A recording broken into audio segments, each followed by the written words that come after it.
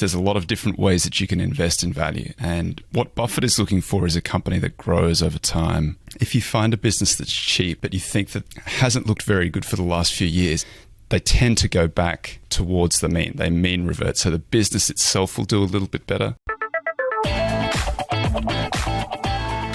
Welcome to the Millennial Investing Podcast. I'm your host, Rebecca Hotsko, and on today's episode, I am joined by Tobias Carlisle. Tobias, welcome back to the show. Hi, Rebecca. Thank you for having me. So you've been on Millennial Investing as well as our flagship show, We Study Billionaires, a bunch of times now. So I'm sure all the listeners know you well by now. I'm super excited to have you on though, because I just finished reading your book, The Acquirer's Multiple, How the Billionaire Contrarians of Deep Value Beat the Market. And I absolutely loved it. You have such a great way of just breaking down complex topics and strategies into just really easy, understandable way. It's such a small and short book, so it's definitely one that I'm going to be referring back to a number of times for my own strategy. Well, that's very kind. Thank you. Yeah, so I want to jump into, I have a number of questions for you on the book today, so jumping right into it. I'm sure that a lot of our listeners are familiar with Warren Buffett's strategy of buying wonderful companies at a fair price. And Joel Greenblatt wrote a book titled The Little Book That Beats the Market and called this approach the magic formula. So for our listeners who just need a refresher on this, can you break down what this is and how it performed in Greenblatt's back tests? So Buffett is well known for, he's a value investor, first of all. So that means that he's trying to identify companies that are trading for less than they're worth and then to buy them with the idea that over time, mean reversion takes the underlying value to the price, or vice versa, the price to the value. He has said many times that given that value is a very broad church, there's a lot of different ways that you can invest in value. And what Buffett is looking for is a company that grows over time. So you're getting the improvement in the intrinsic value at the same time that you're hoping for the discount between the price that you pay and the intrinsic value to close. And so what he has said is that he looks for wonderful companies at fair prices. So he defines a wonderful company as a company that has a high return on invested capital. So that's the amount of money that the company earns scaled by the amount of money that it has that is invested in the business to generate those returns. So businesses that are software as a service tend to have quite high returns on invested capital because there's not a lot of capital in the business. On the other hand, you might look at something like a manufacturing company, like a car manufacturer. It's $1 billion to set up a plant. Every time you sell a car, it has to be able to earn relative to the amount of money that you've invested in that business to generate those returns. So it's just a way of comparing. You should expect to pay up a little bit more for better businesses. That's the case. The problem is that when you come to test that and you don't have Buffett's sort of supernatural ability to identify these companies that can sustain those high returns on invested capital, the market is very good at sniffing out these sort of super economic profitability. And so it'll induce a lot of competition in businesses that aren't cyclical, in cyclical businesses. So, for example, oil field services or energy just as an entire sector. There's been a lack of investment in energy over the last decade for a variety of reasons. ESG mandates, some legislation, some of it's just the price of the commodity. When it's hard to generate returns in a sector and there's discouragement from investment, you'll find that over time, there's not as much invested into the entire sector, which leads to this period of sort of higher returns for those people who are in that sector. And that supernormal profitability might show up as a high return on invested capital, but really it's a cyclical part of the cycle. It's the business boom part of the cycle that encourages a whole lot of investment back in. People drill more holes, people retool old wells. There are wells that are marginally more expensive than others.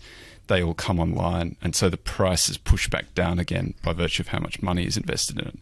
So it's not a simple process to say we're just going to buy wonderful businesses, fair prices. If you're looking for a simple approach, a quantitative approach, it's better to say we're going to try and buy fair companies at wonderful prices, which is to say, let's just say we have no ability to figure out how high quality these businesses are. And we can talk about this in a little bit, why for the most part, that does seem to be the case. Statistically, historically, it's extremely difficult to find sustained high returns on invested capital. I think I've often said that it looks like it's about 4% of businesses statistically, quantitatively have this sustained high returns on invested capital. I saw Charlie Munger is reported to have asked this question of one of the Ted or Todd, one of the guys who invests, one of the newer guys at Berkshire who's investing Berkshire Capital. And they said, he asked them, what percentage of businesses do you think will be better in 5 years' time? What percentage of S&P 500 businesses? And say it was Todd. His response was, I think it's about 5% of businesses. And Munger said it's about 2% of businesses. And so what my response is, 4% of businesses, I think that sits about halfway between the two. Statistically speaking, that's about the case. So what we're saying is, if we have no ability to predict what the future is going to look like, and it does seem to be that there is some evidence that that is in fact the case. Nobody really knows what's going to happen. If you don't know what's going to happen, then you want to get as many factors on your side. If you have a good outcome and you've paid modestly for a business, you tend to have an outsized return in the market. If you have a bad outcome for a company that you've paid up for, you have an outsized return in the other direction. So basically what my approach is just to say, let's be honest about what we do know and what we don't know. How do we protect ourselves in those circumstances? And the way that I say that you can protect yourself is by paying as little as possible and not trying to work out which really are the better businesses or otherwise, because you'll find that it's quite confounding. It's quite hard to sort of predict these things into the future. At least that's what my research shows.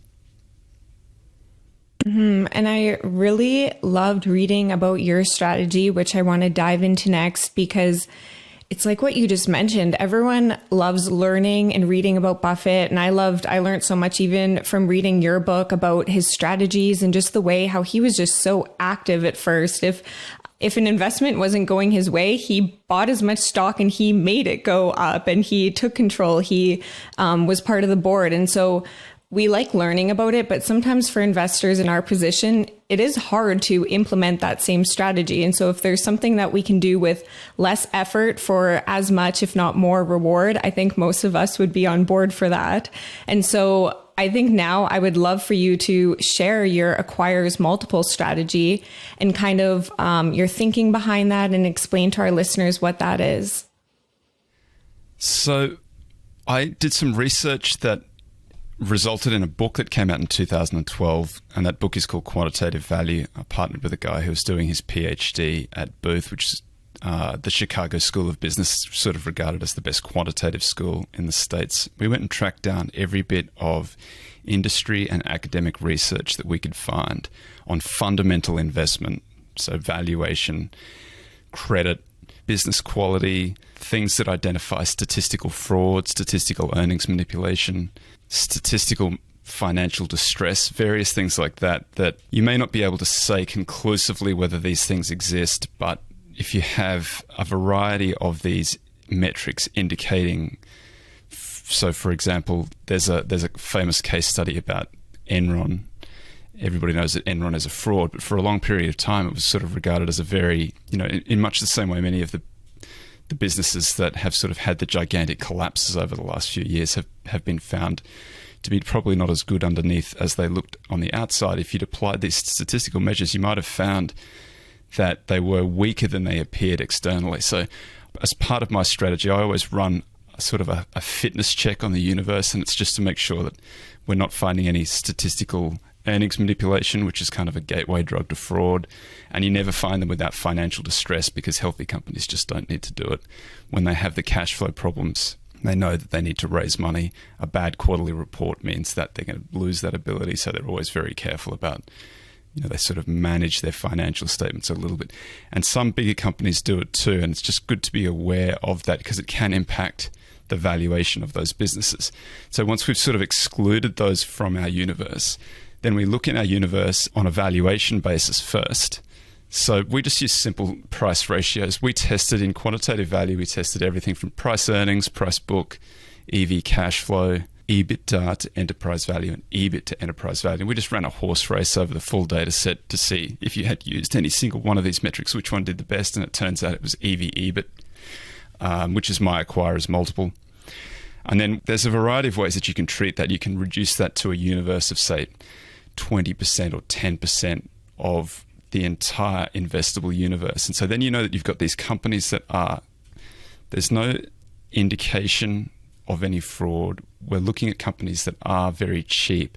And so within that universe of companies, now we find the ones that are the better ones that might be worth owning. And so you can dig through those and use a variety of metrics, but cash flow generation on assets, ability to convert revenues into cash flow, revenues into gross profits, all of those sort of things. We use a variety of those metrics. But the main driver of it is the acquirer's multiple, which is just a measure. It's just worth breaking it down a little bit. So anytime you buy a business, on one hand, you're getting the stream of cash flows that come back into that business from here until the failure of that business, really. And what you pay for it, it's not just the equity, which is the stock price multiplied by the number of shares that are outstanding. You have to treat that in different ways. So if you bought a house and you paid $1 million for that house, you need to put down a $200,000 deposit for that house, and then you borrow the $800,000.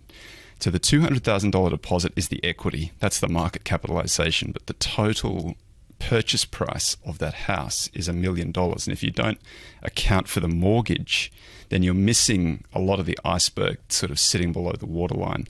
And it's important to know that that's out there. It also creates these opportunities. Some of these businesses have a lot of excess cash on their balance sheets. And so it would be like going into that house and finding a safe, and inside the safe there's $500,000. And so your actual purchase price then is $1 million plus the 200 you put in minus the 500 that you got back. So you actually paid half price. So we're looking for things that are, it's very rare, honestly, that you would find the safe filled with $500,000, but it is quite common to find other things that should be included as debt. So you would find minority interest, for example. So if you own 80% of a business, you account for it all in your financial statements, but you need to back out the minority interest. And so that's one way of doing it. They just take it out as a lump sum. Just need to be aware that it's in there. And then preferred stock and other things that are like preferred stock, convertible notes and those things.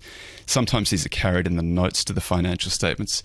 So basically we're just trying to capture all of the obligations, all of the liabilities, plus the purchase price to see what an acquirer would have paid for this whole thing. And then on the other side, we look at the operating income, which is what they generate. And comparing those things on a like-for-like basis allows us to see which of these businesses are in fact cheaper, which are more expensive. And it seems that, roughly speaking, over time, the more cash flows that you get for the lower the price that you pay, the better the returns that you get. So it's just paying lower prices for earning streams generates higher returns. Everybody knows that, but this is just another data point that sort of agrees with that. So that's the strategy. It's just so fascinating hearing you talk about it and describe it in the book, because it flips back to, so Warren buys wonderful companies at fair prices, but then this is to buy fair companies at wonderful prices. And the really astonishing part was the return differences when you took out the need for high profits or high return on invested capital. Can you talk a bit about what you found the performance difference was between yours and Warren Buffett's strategy in your back test? So the magic formula is a quantitative expression of what Buffett does without his business analysis built into it. So it just says, if you looked at the universe that he might possibly buy from, and this is Joel Greenblatt's approach, it's just to say, let's say we would weight half of it to the quality of the business, and he's going to define that by operating income, EBIT operating income on the invested capital. So the more dollars that it earns per dollar invested in the business, the better the business is, the more wonderful the business. And then on the other hand, he's going to look at the cheapness of it, and he's going to use the same metric that I like to use, which is the acquirer's multiple, so EBIT on enterprise value. And he weights them each equally. I admire the way that he approached the problem. I think he approached it the right way. And he found that over the full data set, he's found that he did get material outperformance by buying and holding these things for about a year and rebalancing the portfolio at the end of the year. And he looked at it over 14 years. We back tested it in the book from 1963 to 2011, and we found the same thing. We tested it to the gold standard for academic testing. It generated very good returns, and it was on a risk-adjusted basis too, so volatility adjusted to the extent that that equates to risk, which, lots of people don't think that it does, and I tend to agree with them, but it is the sort of standard way of discussing these things. The magic formula did produce a better risk-adjusted return than the rest of the universe. And so I looked at that and I thought, that's all well and good, but what happens what is the contribution of each of those two parts? What does the return on invested capital contribute to the performance, and what does the operating income, does the acquirer's multiple contribute to the performance? And when we tested it over the full data set, we found something a little bit surprising, and that was that the valuation metric, which is the acquirer's multiple, it generates much more return than the magic formula. And that's because the return on invested capital metric actually reduces your returns, or it delivers a return about in line with the market, which is basically noise. So it's surprising, but what that says is that paying up for quality tends to not be a good idea, and you tend to get better performance just buying the cheapest stuff in the market, because you don't know what's going to happen to that crop of businesses. They're going to have some good luck and some bad luck, and it seems that the collection of luck seems to favor the acquirer's multiple over the magic formula. Yeah, so I want to dive into the reasons behind this outperformance, because one thing that you outline in the book is mean reversion. That's a big topic and theme throughout your book. And I think it's kind of underappreciated in investing sometimes. And it ties into the reasons behind your performance. I was hoping you could explain that a bit for our listeners. So mean reversion is a funny beast, and it manifests in lots of different ways. And I made it clear in one of my books, I may have done it in this one, that there are lots of different types of mean reversion. So there's a mean reversion where with parents that have some unusual features. So say you get two tall parents. It's not the case that their child tends to be taller than them again. Otherwise, you would have this phenomenon where you'd have increasingly tall people in a population and increasingly short people. What happens instead is that people who are very tall may have just had an accident of getting several very tall genes all together, and their partner may be the same. What tends to happen is that the progeny of tall people, and this is a Francis Galton observation, they just tend to be closer to the mean. They tend to be closer to the average height. There's this idea in statistics as well that as you increase the size of the population, so you might take a sample and it might give you some sort of characteristic about the population, a mean or a standard variation or something like that. But let's just say it's the average. As you take more samples and you get bigger samples that more closely approximate the population, your error rate or the quality that you're identifying will tend to revert closer to the population mean. So that's another type of mean reversion.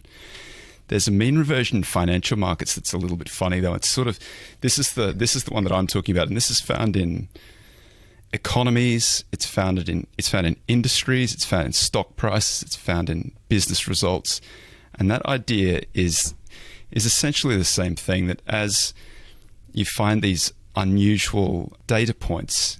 And so one of those unusual data points might be an unusually high return on invested capital.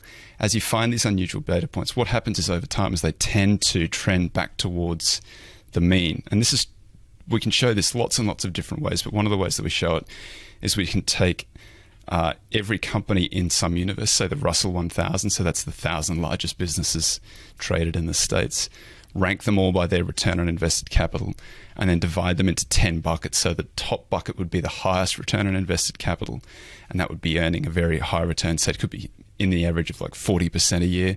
And then the 10th bucket would be the worst return on invested capital, and that might be a negative number. And so if you then run this experiment forward, and so you look each year, you find that the highest earners tend to trend back towards the mean. They earn less on invested capital every year. And the worst performers tend to do a little bit better. They earn more on invested capital. So if you're looking for an improvement in business value, you're much more likely to find it in the businesses that aren't doing very well with the low return on invested capital. This is basically the idea of mean reversion. So you can take advantage of it by, if you find a business that's cheap, but you think that the business hasn't looked very good for the last few years, and if you were to then extrapolate that performance out into the future that this would be a losing investment. It seems that what is much more likely, provided this is a business that's actually earned money in the past, and it's a worthwhile distinction to make, they tend to go back towards the mean. They mean revert. So the business itself will do a little bit better, and then the discount to the valuation that you're getting will close as well. So you're getting two things working for you: improvement in the business and closing in the discount. And that tends to generate all of the returns for value. And if you can imagine on the other side, if you're overpaying for these things, the business is not going to be as good next year or as good the year after that. And over about 10 years, most of the excess performance is gone, other than in about 4% of opportunities. And they're very, very hard to identify prospectively. So my approach is just to say, well, if I don't know what the future looks like, I'll be conservative in the way that I value these things, and I'll try to buy the ones that will benefit from mean reversion rather than sort of have a headwind. I'll find the ones that will have a tailwind, and I'll try and pay as little for them as possible. That's basically the approach. So when I read this book, it made me think that, and I said this to you off camera, the more I learn, the less I feel like I know, where we're often taught that good investments are ones that you just look for good businesses with high return on invested capital, high return on equity, great profits, growing profits. But on the other hand, if we find a cheap business that looks very cheap for a reason, it's a bad business, declining profits, bad management, we would say that's a red flag. I want to stay away from it. But then your approach describes that no, mean reversion actually means that it's likely that those businesses will do better. And then it's likely that we're overpaying for the good business, and it'll probably not appreciate or depreciate over time because of that overpayment. And so I guess, how can investors reconcile this, being, if some of our listeners are value investors and kind of follow that stock picking approach, how can they reconcile this research with their approach? So I think the more I became aware of the importance of, it's really the competitive advantage that enables those high profits, high returns to persist into the future. And so I've read Buffett's letters quite a few times, but when I go back and I read them, it's become increasingly clear to me the amount of time that he spends dedicated to explaining the competitive advantages in the businesses that he owns. And that's really the key. You can do a lot of work to identify the competitive advantage, which is the thing that allows the business to earn the high returns on invested capital, and hopefully sustainably so. I still think it's incredibly difficult to do it, but that would be one way that you could reconcile the two, that if you wanted to buy the better businesses. The other thing is to say there are these factors in markets. So a factor is, value is a factor that's defined often as price to book value, but value as sort of a philosophy where you can get it cheap on any price to any ratio or any sort of, that's one way of identifying value. And then you might look at quality as another factor. So quality includes return on invested capital, but it's also the quality of the earnings, the ability of the company to generate cash flow, and so on. So when I talk about factors, I'm sort of using these as there are academic papers that explain how these factors are used. So quality as a standalone factor doesn't seem to depend too much on the valuation of those businesses. So if you wanted to pursue that kind of approach, the way to do it would be, I think, to go and look at those papers and to make sure that your own approach sort of marries with those papers. But what I like to do is to use a little bit of a blend of both. But my bias is towards value because I think it's a very good strategy. It's had a period of underperformance, so I think that there's likely some mean reversion in the strategy itself. So before, when I listed out the economy and the industry and individual companies and stock market results, there's also mean reversion factors. So value's had a bad run. It's probably primed for a good run. Momentum's had a very good run. It's probably going to have a worse run in the near future. Quality has had a mixed sort of run, but it did very well. It hasn't done as well recently. So quality can work. That's a sort of statistical approach, or you take that approach where you spend a lot of time thinking about the competitive advantage of the business. A business like an energy company is unlikely to have much competitive, or whether it has a competitive advantage or not is irrelevant, because what it's selling is a commodity and it has no control over the price of oil, for example. We know that because there were negative prices for oil not that long ago, 2 years ago, when there was an oil glut. Now there are very high prices for oil because there's been underinvestment in oil. So the challenge is you have to know what game you're playing. If you are a quality investor, if you like buying those high return type businesses, and if that's what you've been trained to do, then you should be spending your time thinking about competitive advantages. If you're more statistical and you like quality as a strategy, you could implement that.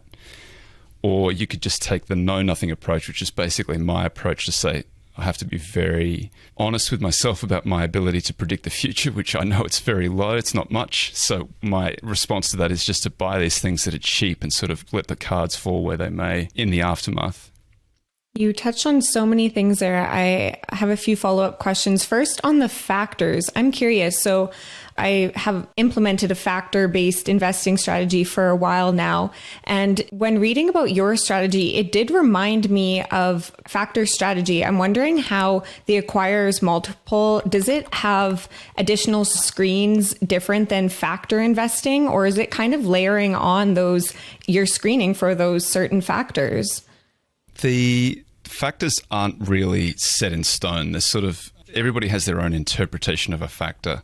So there are lots of different versions of value factor. The value factor is regarded as price to book value, but there would be no quantitative investor who only uses price to book value. They would all be doing some variation of checking to see if it's cheap relative to every aspect of its business. And then they may be looking at other metrics that are the health of the financial statements, the health of the business, and so on. And then within that universe of value, there's all of these different implementations too. So there's really no agreed upon formula for any of the factors.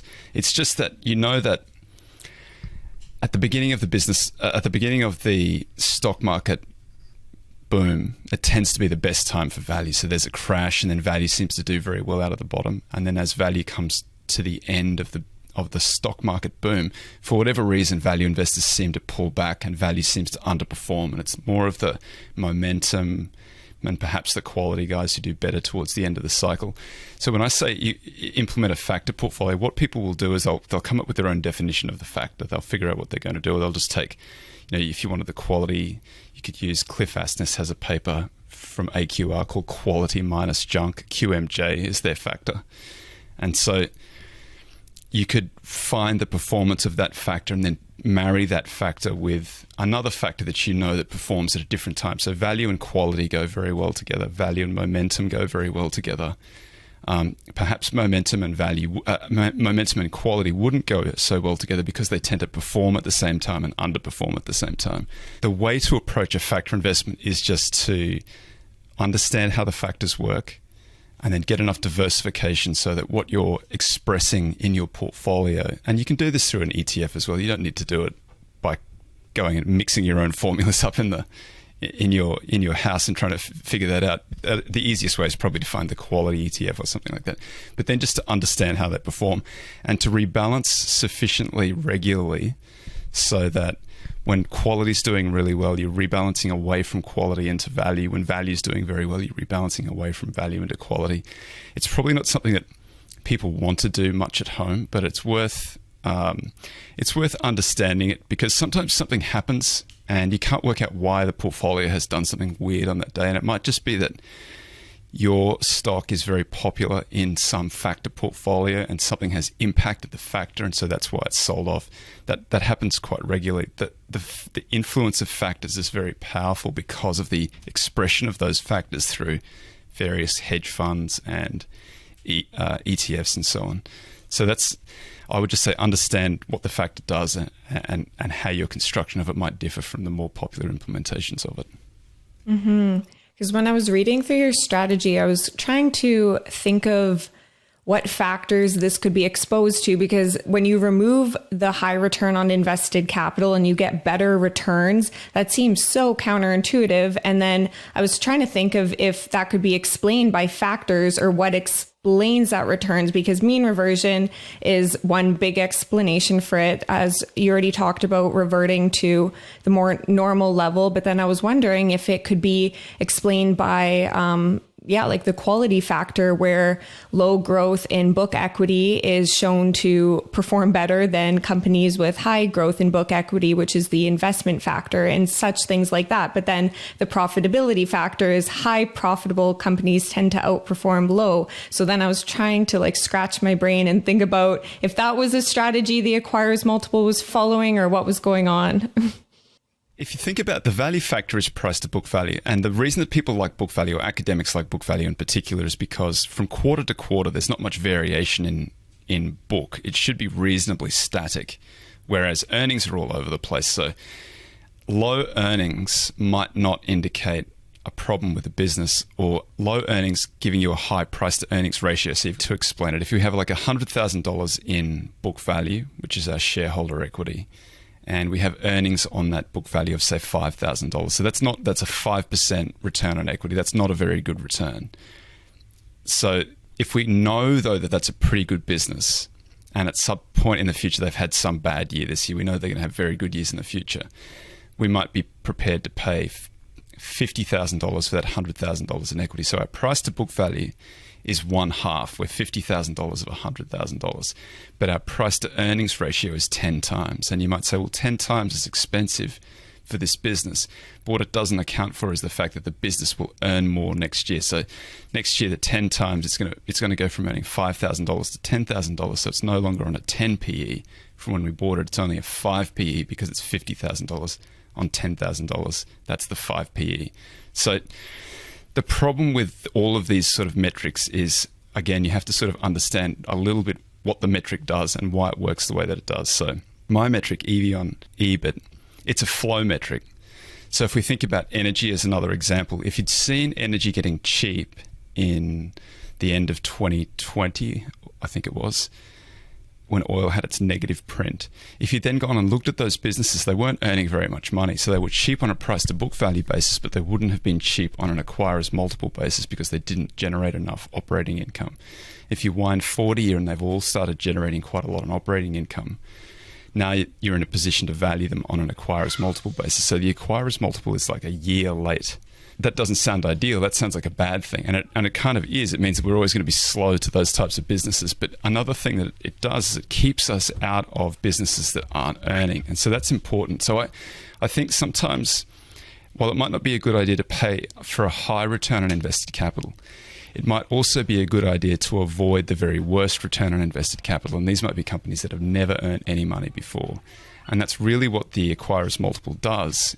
We're already saying these are businesses that have operating income, and that's an important way of eliminating a lot of if we eliminate a lot of the businesses that don't generate any operating income, which is what we're saying that we're going to do, the things that are left over are worth owning.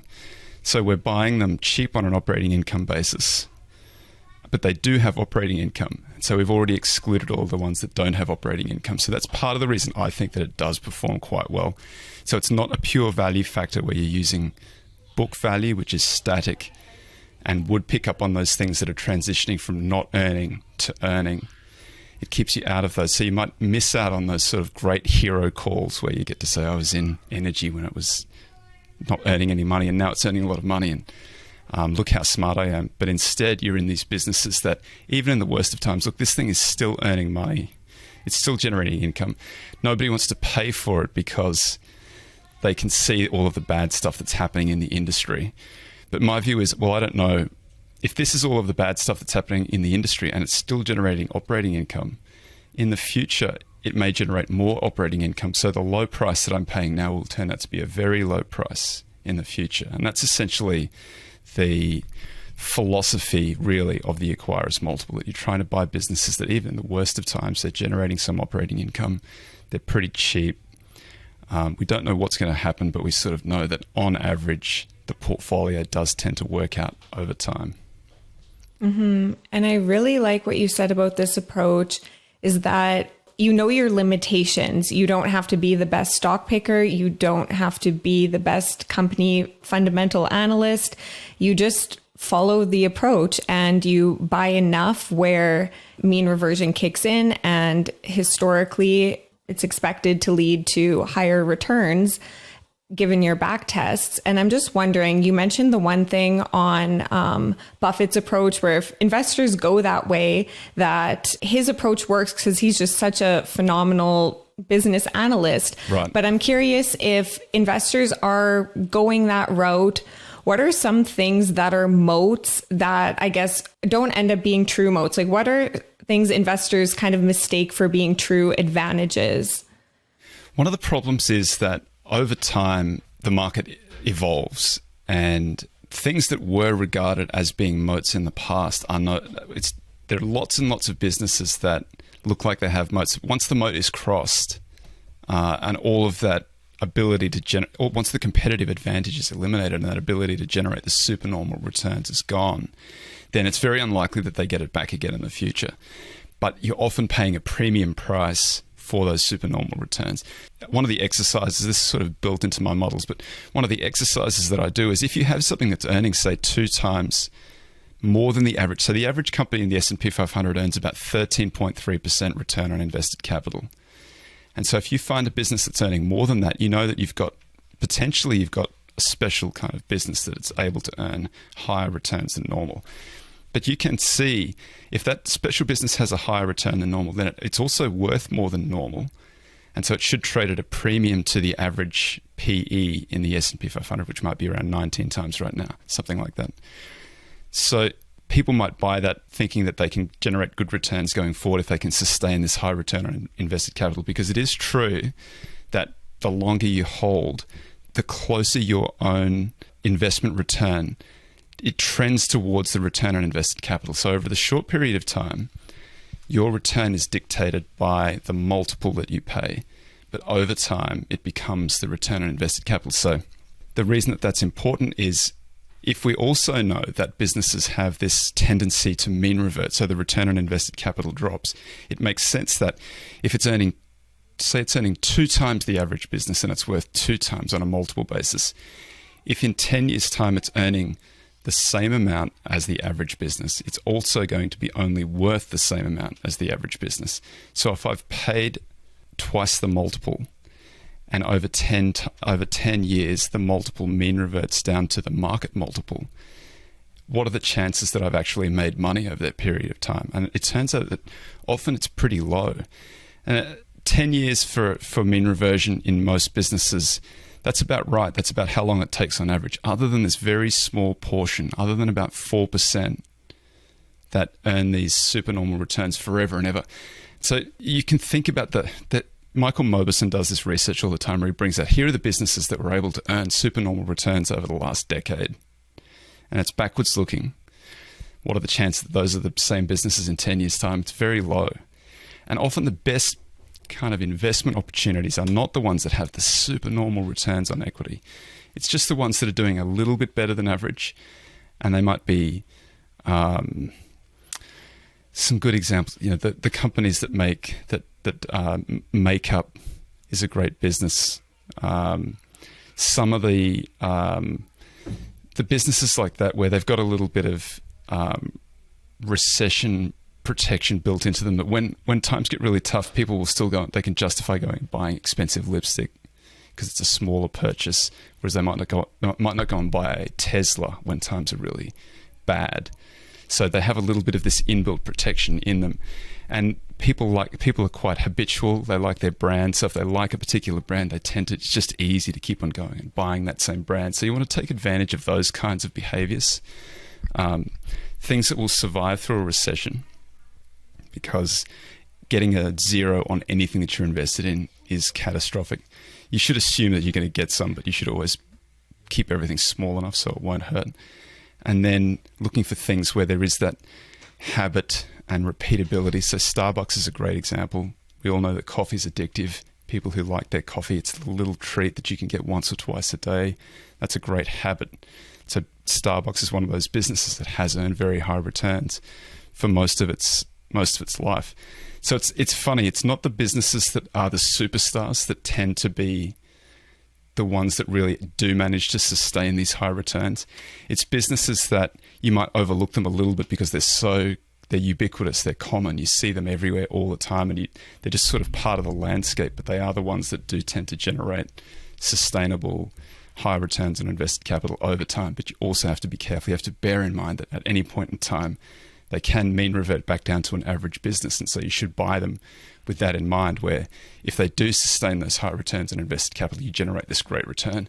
If they don't, you're still going to get roughly a market return, which I think is what Buffett does. He pays when he buys Apple, he pays 10 times for Apple. And at the time, there was a lot of debate about how great Apple was. Not so much anymore. Yeah, I think it's interesting because the tech stocks obviously fall into this category of the double-digit growth. A lot of people want to own them because the past 10 years, how could you not want to? But even now that they've gone down, we've heard Buffett buy more Apple. It still just makes me wonder, we can't extrapolate that growth into the future. And I just see those investments as it's not that they're going to be losing going forward. It's just that they're safer companies now. They're going to have a lower expected return in my view. And so they're not going to be those double digit growth companies anymore. What are your thoughts on kind of the tech companies? Well, from that universe, there will be some. So if the tech rec 1.0 from .com 1.0, those businesses, so Cisco and Oracle, Microsoft was TechRec 1.0. Microsoft has been in TechRecs earlier than that too. But .com 1.0, there were many businesses. There were .com darlings. And Amazon is another great example. Businesses that trade very, very expensively and then had this incredible collapse in their stock prices. May have had a little bit of a step back in their financial statements too. I'm not entirely sure. I don't think that Amazon was profitable at that point. So the challenge is finding the one that can survive, because out of that universe of companies, there were many that didn't make it, and they're kind of well known now, but I can't think of one off the top of my head. But you're much more likely to have an end to a business that doesn't have a long operating history or an ability to generate some cash flow. So if you were to go through the ones that have had businesses that are down very substantially since this most recent bust, one way to find the ones that are likely to survive, if they're generating free cash flow, if they're able to do that, then that means that they're not reliant on the market for financing. There's a very good chance that they're around. Like, that's an important part of the conversation. If they're still here in 3 to 5 years and they're still pretty good businesses, it's possible that they will, and they're cheap enough now that all of the expectation is kind of drained out of it. So over the next decade, it'll be the performance of the business that will drive the returns for the people who invest in it at this point. And if you can buy them cheaply enough that you get that good performance, then you probably do quite well. But you just need to be careful that it is in businesses that are generating free cash flow, that are self-financing, and that you're not overpaying. Because even though something's down 80 or 90%, it could still very well be overvalued. You need to look into the fundamentals and make sure you're not overpaying. Because it makes me think, we go back to our conversation of mean reverting and how return on invested capital typically is mean reverting. A lot of these companies, Google, Apple, Amazon, they were above market average for return on invested capital. So it just makes me wonder if those are an example where now we're in the mean reversion cycle. And then I guess how investors can actually disentangle which won't be. That's the million-dollar question and the hardest thing. And you never know until we can look back on history which ones were actually the winners. It's hard to do it prospectively. I think that the secret is survival. If you survived through a period of time, then the upside tends to take care of itself. The challenge is when you're buying things that they've got a lot of debt, they've got some debt payments due, they're still not generating cash flow, the stock's down 90%. They may very well solve all of those problems and run up another 10 times over the next 10 years. There will be businesses that will do that. It's just very, very hard to identify those companies prospectively. I think your life is made so much easier if you're just separating out the universe into the things that are earning money already, generating free cash flow. It's great if the original management team is still there, the founders are still there, they've got skin in the game, they're personally invested in the success of the business. They just tend to make better decisions when that is the case. So I know that it's a little bit, it's sort of, everybody hates Meta at the moment. But if you were to take the name off the financial statements, it's still a phenomenal business. It's still a really good business. Now, the question is all of this competition, is this sort of general ick feeling towards Facebook and all of the competition that's coming in from TikTok and so on, will that destroy the franchise completely? I don't know the answer to that. But you're getting this price right now which says that if that doesn't happen, you're going to do very well. and I have no ability to predict the future. So my view is that if you had a basket of Metas, you'd probably be in pretty good shape because Mark Zuckerberg's still there. He's the founder. He still owns a lot of stock in the business. He's still the CEO. He's still interested in its performance. Whether the metaverse works or not, I have no idea. I don't think it's going to work, but I don't know much about tech either.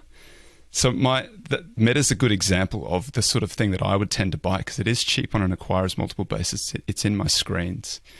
It's still a very, very good business. It's still founder-led. They're doing a little bit of a buyback. They generate free cash flow. The question is always, and this is the hardest part about this type of investing, I hear what everybody else says about Meta, and for all I know, they're all completely right. It's possible that they're all it's likely that they're all completely right. In every single business that I look at, Intel is another one. Intel is a fantastic business, generates lots of return, lots of growth, high return on invested capital, but there may be a generation behind all of the other chips that are out there, and they may never catch up.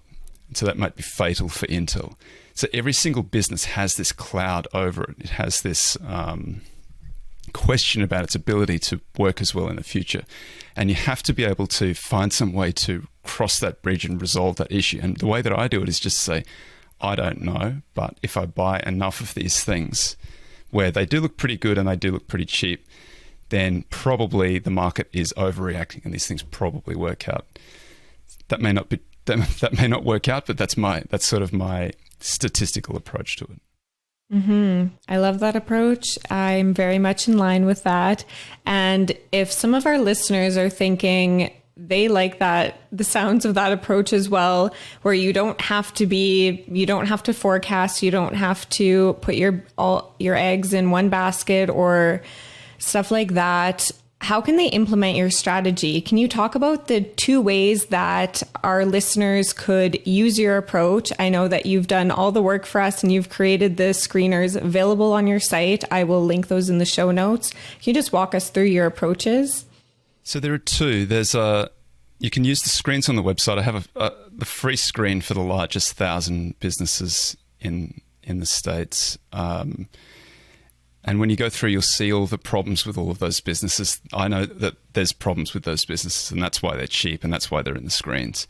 And we have paid screeners for smaller businesses in there too, which have historically generated slightly higher returns. I also run 2 ETFs. I have an ETF called the Acquirers Fund, which is mid-cap, large-cap domestic US equities. We have 30 of these positions, and it includes Meta, Intel, Domino's, those sort of names that you recognize the names, you probably know what's wrong with them, but they are very cheap on a statistical basis. And over time, I think that is the important thing. And I operate a small and micro fund called Deep. And Deep has 100 positions because small and micro companies just they have less resources. They're not quite as professionally managed. The business models aren't as secure as some of the bigger businesses. They tend to only have one business line rather than multiple business lines as the bigger companies do. So I have smaller holdings in each one of them, and we're really relying more on the performance of the factors that if you pull up Morningstar for any of the ETFs, and you can look at the ETFs in Morningstar, you'll see that we score very high on quality and we score very high on value, which is probably what you'd expect after this conversation. But that's the portfolio is sort of relying on the performance of those factors. And I think over time that's likely to be a pretty good bet, but it's early days. Mm-hmm. So there are a few different screeners on your site. So there's, like you mentioned, the large cap ones, and then there's small cap, and there's a few paid ones. So do you think there's a benefit then? What are kind of the differences between the screeners? There's better performance in the smaller caps you mentioned? The 2 paid screeners are an all investable universe, which is, it's about the largest half of all companies. And I think the cutoff is variable a little bit depending on what is happening in the market. But I think it's $200 or $300 million. Below $200 or $300 million, it's hard for anybody really to invest in them because they can trade at wide bid-ask spreads. They may not trade all the time. And then there's a small and micro cap screen. Those two, and there's a Canadian screen as well. All of those screens find companies that are well off the beaten path. They're really unusual businesses that they'll pull up. And because they're overlooked by most investors, and we already know that they're cheap, they tend to generate pretty good returns over time, not every year. And I should just point out, we've been through I've got 200 years of data going back to 1825 that show the performance of value through these various different manias in the market. And we've been through this has been an unusual period in the market. We've had very high returns for about a decade, and then we had this sort of blow off top where we saw prices that we've really only seen once before, and that was in the dot-com boom. We were much more expensive than 1929, which sounds crazy to say. So this has been an unusual period, and through this period, value underperformed pretty substantially. But I think that since we've, so say ARK, the Cathie Wood ETF, as a representative of the growthier companies, profitless tech, that peaked in February 2021, and it's fallen pretty consistently since then. And value has sort of been on the other side of that trade. And so value has started doing pretty well in late 2020 and increasingly, well, we're going through like some sort of drawdown now, but these things happen and it will dissipate. And then it's likely to be a very good period of performance for value because it tends to work best out of the bottom of a bust. So now is a good time to become a value investor. Yeah, the valuation gap. I just saw a graph the other day where it's just at the all-time high between value and growth. And so it's maybe finally value's time to shine. 10 years of underperformance, now 10 years of outperformance, hopefully. Yeah, I've been saying it since at least about 2015 that I thought it was due. So it's been a long time, but really the spread got wider than it's ever been before. And it has now started closing, which is, as you point out, the difference between the most overvalued and the most undervalued. So I'm very, very optimistic. I'm excited for the next 3, 5, 10 years in value. I think it's going to be a good time. Mm-hmm. So for these value picks, so on your screeners, just a couple more things. For implementing this strategy, do investors buy every single company on the screener? And then how do they think about when to sell them? What's kind of the rules behind that? It's up to each individual investor. We have some recommended guidelines on the site. I think that the best thing to do is to buy. It depends on how much time you want to spend doing it. Not everybody wants to be doing this stuff all the time. And some people love it and they want to be doing it all the time. You should rebalance the portfolio about once a year at a minimum. So you buy your 20 names or 30 names, you equal weight them. So you put the same amount of money into each. And then you just let the portfolio run for a year. And then 1 year later, you look at your portfolio and you want to make sure that you hold, if you have to pay capital gains tax, you want to make sure that you hold for long-term capital gains. And you want to take short-term capital losses. So you sell less than a year for the losses and you sell for more than a year for the gains. But you can be much more involved in that too. So I rebalance the portfolios of the funds quarterly, and we rebalance them back to equal weight. You don't necessarily have to do that. You can also use them more like a screen where, so if you're going to do it quantitatively, you just buy everything. You buy the cheapest 30 in the screen or the cheapest 20 in the screen. If you know a little bit about business and you know a little bit about investing and you want to use it like a screen, that's perfectly fine too. You can go through and sort of cherry pick out. The only thing is that the research seems to show that cherry picking does worse than just buying the entirety of the screen. There's lots of different research, and the reason why are many and varied. Mostly it's just that we tend to pick out the things that everybody else avoids too. We avoid what everybody else avoids, and that's why they get so cheap. And at some point, the financial statements just get too good, and they'll publish a report that everything's not as bad as we all thought that it was, and they'll be up a lot on that day. And it happens over and over. It still happens to me to this day. It's very, very hard to. It's hard to buy some of the bad ones, but really they are the ones that you want to own. So no cherry picking. That sounds like, yeah, you're basically stock picking within a smaller universe. Just don't do it. Buy the full companies. Is there an optimal amount that we should buy? Because I know there's, you had 30 companies, I think, in your sample in the book. Is that kind of the optimal number? There's a lot of research on this. I wrote a book called Concentrated Investing, which was exactly about that point. It depends a little bit on who you are. So the academics would say that they're looking for the additional company that you buy, the point at which adding an additional company to your portfolio doesn't improve your returns, happens somewhere between 20 and 30. So 20 names seems to be enough diversification. But the more concentrated you are, the more volatile you are, your portfolio. So the more it moves around. So at 20, you do seem to get pretty good performance with a lot of volatility. At 30, you get comparable performance with slightly less volatility. So the optimal is somewhere between 20 and 30. You can get away with 20 if you don't feel comfortable putting 5% into, the ugliest name in the list, which is sort of the way that I think about it a little bit. I reverse it. How much money am I prepared to lose in each of these little things? Make it 30, and so you're putting a little bit over 3% into each. And then if you're completely wrong and it goes to zero, it's 3%, and the rest of the portfolio, because you're not looking for performance from any individual stock. You're looking for the performance of the portfolio overall, which is why you can buy things that are a little bit scarier than average. So Meta, that might look really scary, and I agree with you. I don't know how that's going to work out, but it is cheap, and so I don't mind having 3.3% of the portfolio in there.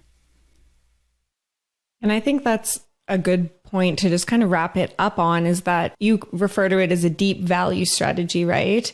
And so that by definition means it is higher risk. You're taking higher risk for a higher expected return. And so I think for investors, that is something to consider, that if you're risk averse or you don't want to take much risk, then this isn't maybe the strategy. But if you're willing to hold things long term and you understand that it is a deep value strategy, then this is, I love the approach, and I'm excited that I got to talk to you about it more today. I'll make sure to link your website in the screener in the show notes. But other than that, where can the listeners connect with you and learn more about you and everything that you do? I'm on Twitter, Greenbacked, Greenbackd. It's a funny spelling. And I'm Acquirers Multiple, Acquirers Funds. There's a link to the ETFs that I run, and then on Amazon you can find my books under my name. They're all up there. You can probably get away with reading Acquirers Multiple. That's written to a 5th grade reading level. You can read it in 2 hours. It's a pretty good summary of all of the other things, and it's a pretty good overview of what I'm trying to do. If you really want to dig into the weeds, then quantitative value is the place to go. That's where we publish all the statistical papers that backed everything else up. It's hard to read, but if you're a masochist, then that's where you want to go. That's what I'm doing after this interview. Actually, I'm excited. Perfect. Thank you so much for coming on, Tobias. That was great. My pleasure. Thanks for having me, Rebecca. I appreciate it. We don't know how to deal with it. And yet here we are, looking at the precipice of 2023, talking about the Fed continuing to go down this tightening path. And how will we handle it? I don't think we'll be going back to an SPAC world anytime soon. Even for young people, I think it's appropriate to be defensive.